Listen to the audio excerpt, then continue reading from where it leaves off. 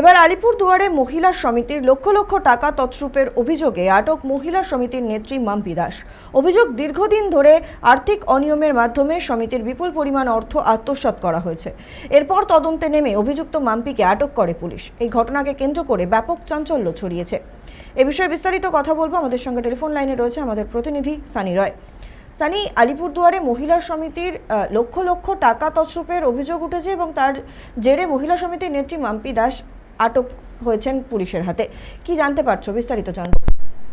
একদমই, দেখো তোমাকে জানাবো যে আলিপুরদুয়ার জেলা জুড়ে কিন্তু একাধিক দুর্নীতির একেবারে সরকার পরিবর্তনের পরেই কিন্তু দুর্নীতির অভিযোগগুলো উঠে আসছে। তোমাকে জানাবো যে মহিলা সমিতির যে রয়েছে সেখানে কিন্তু এই দুর্নীতির অভিযোগটা উঠে আসছে। কারণ এদিন দেখা যায় যখন সকালবেলা যখন প্রত্যেকে তাদের বই পাসবুক যখন চেক করতে হয়, সেখানে গিয়ে কিন্তু টাকা জমা করেও কিন্তু টাকা সেই ব্যাংকে তাদের টাকা না ঢোকার কারণে তারা কিন্তু প্রথমে বিক্ষোভ দেখায় এবং পরবর্তীতে তোমাকে জানাবো যে মহিলারা একত্রিত হয়ে কিন্তু এই যে অভিযুক্ত মাম্পি দাস, যিনি সভানেত্রী ছিলেন ওই মহিলা সমিতির, তাকে কিন্তু রীতিমতো তার উপর চড়াও হন এবং পরিস্থিতি বেগতিক দেখে কিন্তু ঘটনাস্থলে পুলিশকে নিয়ে আসা হয় এবং পুলিশ আসার পরে কিন্তু মাম্পি দাসকে জিজ্ঞাসাবাদের জন্য প্রাথমিকভাবে তাকে আটক করে থানায় নিয়ে যায়। পাশাপাশি যে সমস্ত ব্যাংকের নথিপত্র ছিল সেই সমস্ত নথিপত্র কিন্তু প্রথমে স্থানীয় যে প্রধান রয়েছে সেই প্রধানের তৎপরতায় কিন্তু থানায় নিয়ে যাওয়া হয় এবং থানায় লিখিত আকারে কোনো অভিযোগ না জানানোর কারণে কিন্তু পুলিশ সেই সমস্ত নথিপত্র প্রধানের হাতে ফেরত দেয় এবং পরবর্তীতে প্রধান সেই সমস্ত নথিপত্র যাতে গরমিল করতে না পারে বা হিসাব যাতে এদিক ওদিক না হয়, সে কারণে কিন্তু আলিপুরদুয়ার যে ব্লক ডেভেলপমেন্ট অফিস রয়েছে সেই অফিসে কিন্তু সেই সমস্ত ডকুমেন্ট নিয়ে যায় এবং পরবর্তীতে ব্লক ডেভেলপমেন্ট অফিসের তরফে কিন্তু সেই সমস্ত কাগজ আবারও পুনরায় কিন্তু ফিরিয়ে দেওয়া হয়।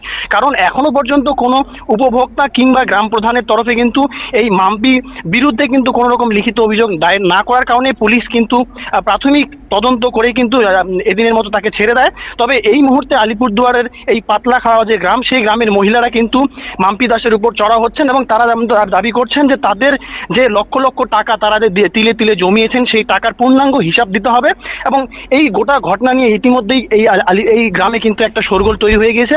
তবে মাম্পি দাসের তরফে কিন্তু এখনো পর্যন্ত কোনো রকম প্রতিক্রিয়া দেওয়া হয়নি। ধন্যবাদ সানির সঙ্গে থাকার জন্য। এবার আলিপুরদুয়ারে মহিলা সমিতির লক্ষ লক্ষ টাকা তছরূপের অভিযোগে আটক মহিলা সমিতির নেত্রী মাম্পি দাস। অভিযোগ, দীর্ঘদিন ধরে আর্থিক অনিয়মের মাধ্যমে সমিতির বিপুল পরিমাণ অর্থ আত্মসাৎ করা হয়েছে। এরপর তদন্তে নেমে অভিযুক্ত মাম্পিকে আটক করে পুলিশ। এই ঘটনাকে কেন্দ্র করে ব্যাপক চাঞ্চল্য ছড়িয়েছে।